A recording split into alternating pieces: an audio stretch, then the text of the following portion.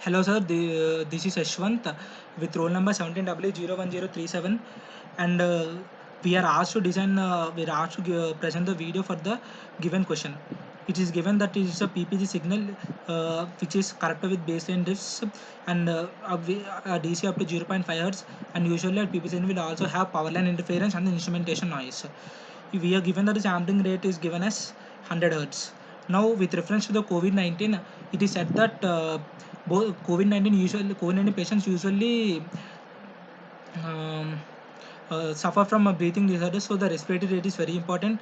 And apart from that, pulse rate is also important because most of the people who are having blood pressure or any other diseases will have variations in the pulse rate. So recording the pulse rate will be very useful, and we have to observe that the pulse rate doesn't go beyond the expected, so that the patient will be safe. Now coming to the block diagrams with all the blocks, and I'm going to explain the solutions, the two approaches, and the Arduino program using the PDF which I've written for the part 1.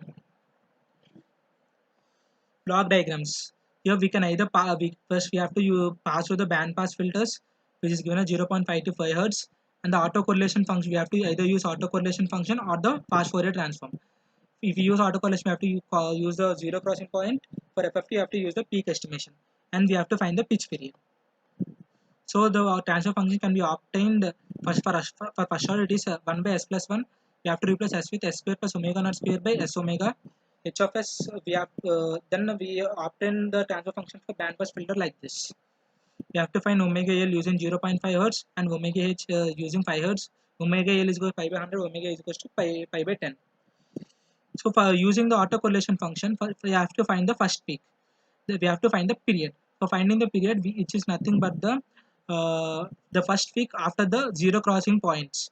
The positive first peak after the zero crossing point. The autocorrelation function can be defined as sum of x of k into x of n can say where k tends from minus infinity to infinity, and x of n is nothing but the input.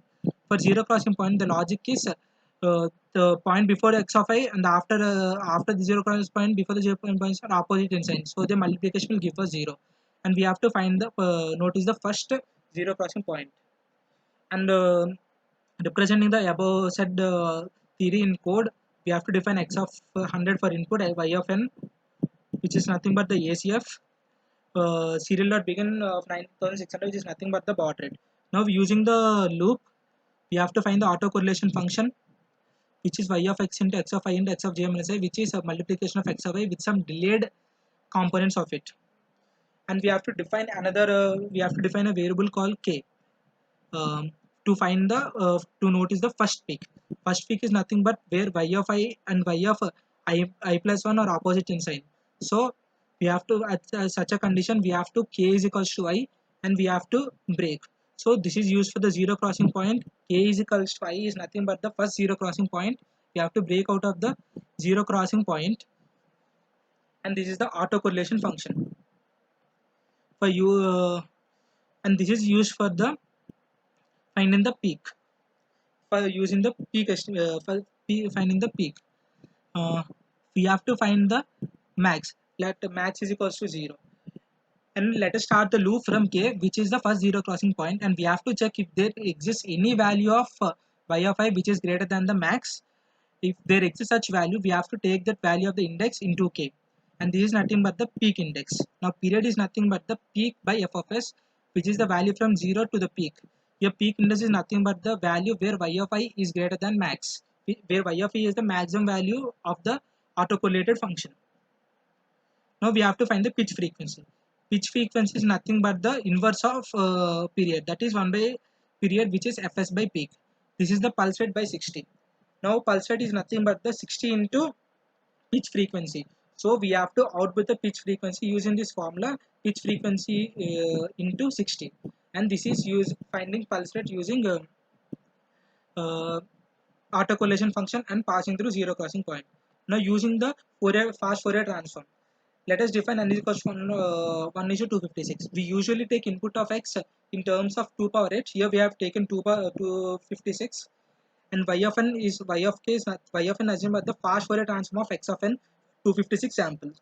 We have to find then we have to normalize y of k. Normalizing y of k is nothing by y by maximum value of the y of k. And for finding the maximum value, we have many functions in C++.